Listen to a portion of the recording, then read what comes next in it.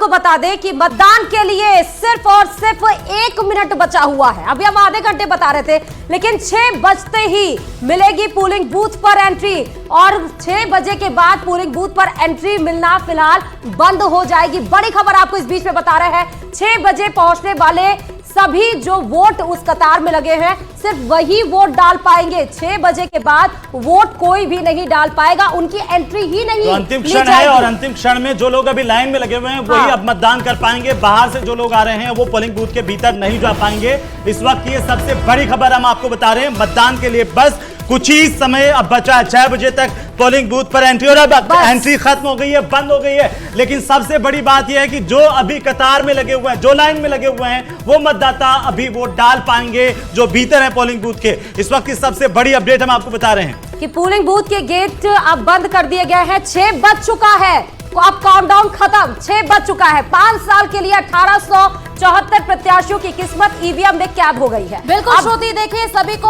आज के दिन का बहुत बेसब्री से इंतजार। बड़ी संख्या में लोग पहुंचे आज मतदान करने के लिए। अच्छी वोटिंग प्रतिशत भी देखने को मिले हैं। और बाबूलाल हमारे साथ जुड़े हुए हैं। बाबूलाल, समय पूरा हो चुका, सुबह 5:30 बजे से लगातार हम न्यूज 18 राजस्थान पर अपने दर्शकों को पल पल की अपडेट देते हुए नजर आए। और अभी भी जो तस्वीरें थोड़ी देर पहले देखने को मिली थी कोटा से, उसमें बड़ी संख्या में लोग लंबी लंबी कतारें में देखने को मिले थे। अब लाइन में जो लोग लगे हैं वही वोट कर पाएंगे।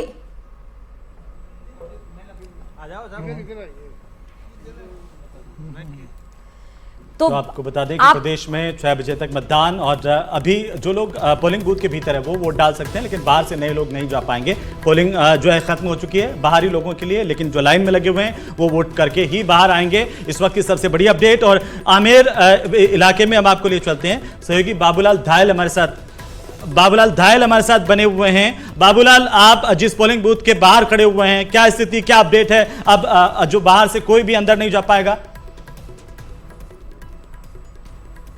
जी बिल्कुल नहीं जा पाएगा। 87% मतदाताओं ने वोट डाले, यानी कि इस बूथ पर जहां पर मैं खड़ा हूं, ये गोविंदपुरा का बूथ है जो कि आमेर विधानसभा क्षेत्र में आता है। आखिरी वोटर ये हैं जो वोट डाल के अभी अभी बाहर आई हैं। कैसा लगा वोट दिया? पूरे दिन आप नहीं पहुंच पाए, शाम को पहुंचे?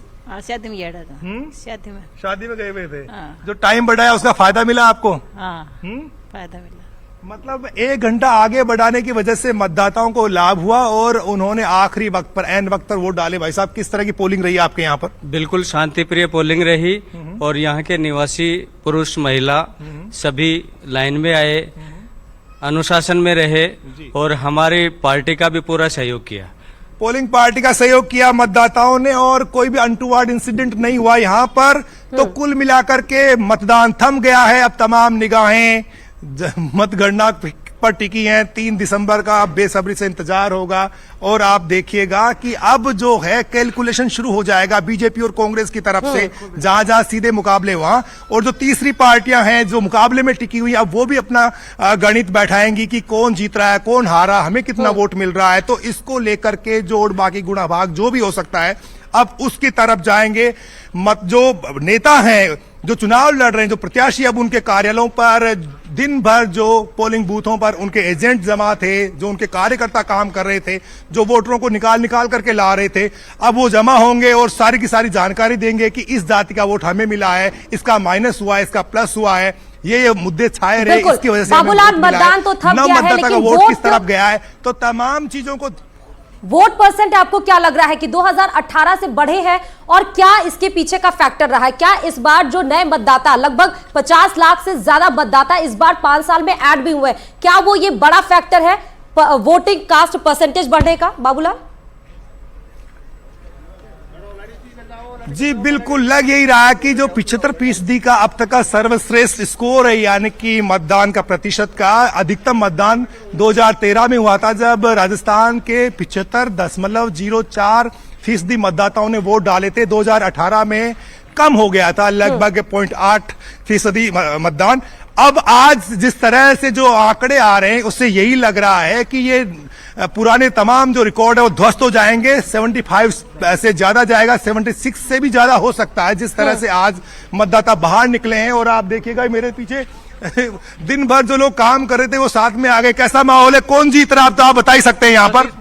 सतीश जी पूनिया जीत रहे हैं, भारी मतों से विजय होंगे। जो बीजेपी के पूर्व प्रदेशाध्यक्ष थे उन्होंने यहाँ अच्छा काम किया, लोगों की जो जरूरत थी उनका पूरा किया है। अच्छा, प्रशांत ने क्या टक्कर नहीं दी यहाँ पर? नहीं टक्कर तो है। प्रशांत के लोग तो ये कह रहे हैं कि हम जीतने जा रहे हैं चुनाव। नहीं, प्रशांत के लोग नहीं है, लेकिन टक्कर है। हाँ, एक तरफा नहीं है मामला यहाँ पर। बिल्कुल बिल्कुल बिल्कुल।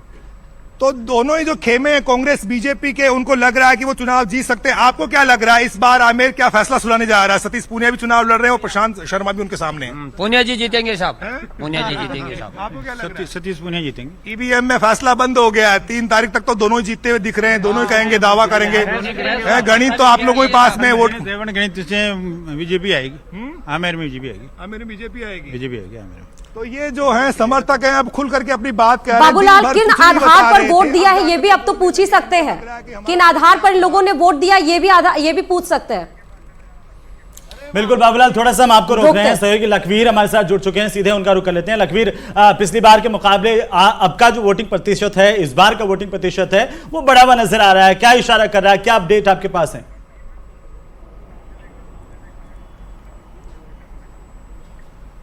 जी बिल्कुल हेमंत, जिस प्रकार से युवा मतदाता इस बार बढ़े हैं तो स्वाभाविक है मत प्रतिशत भी बढ़ेगा, क्योंकि 5 बजे तक 68.24% मतदान हुआ है। तो स्वाभाविक है कि जब शाम 6 बजे के बाद जब अंतिम समय तक जो लोग मताधिकार का प्रयोग करने गए हैं, जब वो बाहर निकलेंगे और अंतिम आंकड़ा आएगा तो वो स्वाभाविक है कि 75% को क्रॉस कर चुका होगा। और इस बार युवा मतदाताओं और महिला मतदाताओं में खासा उत्साह हमने देखा भी, क्योंकि दिन भर से मैं ग्रामीण इलाकों में था, जयपुर ग्रामीण के तमाम विधानसभा क्षेत्रों में मैं घूमकर आया हूं।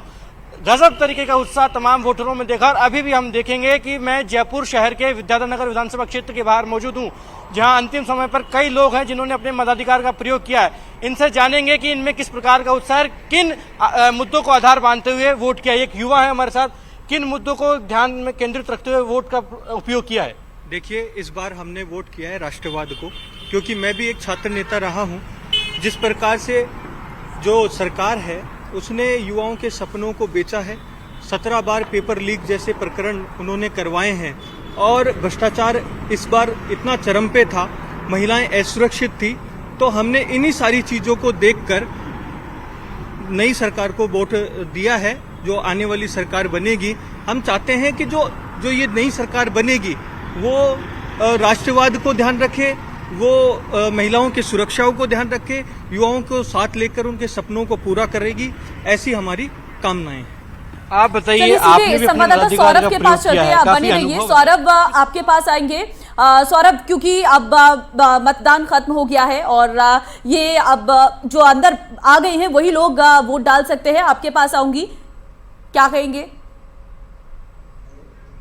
जी बिल्कुल, देखिए 68% मतदान जो है वो 5 बजे तक हुआ है और ऐसी उम्मीद जता रही जा रही है कि करीब 7 से 8% जो है वो वोटिंग और होगी, और 6 बजे तक जब ये पूरा आंकड़ा सामने आएगा तो कह सकते हैं कि एक रिकॉर्ड मतदान जो है वो राजस्थान में होता हुआ नजर आएगा। इस वक्त बीजेपी के प्रदेश अध्यक्ष सीपी जोशी साहब हमारे साथ मौजूद है। जोशी साहब, जिस प्रकार की वोटिंग हुई है, क्या लग रहा है, किस प्रकार जनता वोटिंग करते हुए नजर आ रही है, क्या ट्रेंड आप लोगों को नजर आए?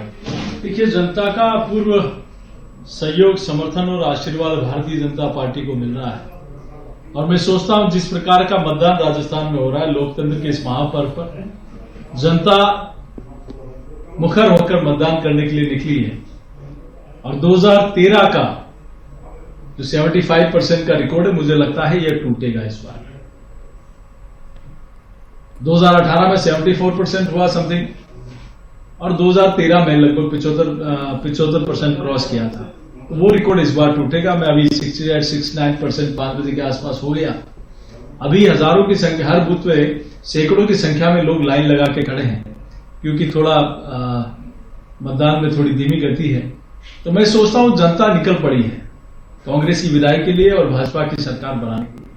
ये विश्वास है भारतीय जनता पार्टी और नरेंद्र मोदी जी के प्रति कि भाजपा जो कहती है या मोदी जी जो कहते हैं वो करते हैं। यह अटूट विश्वास है देश के प्रधानमंत्री नरेंद्र मोदी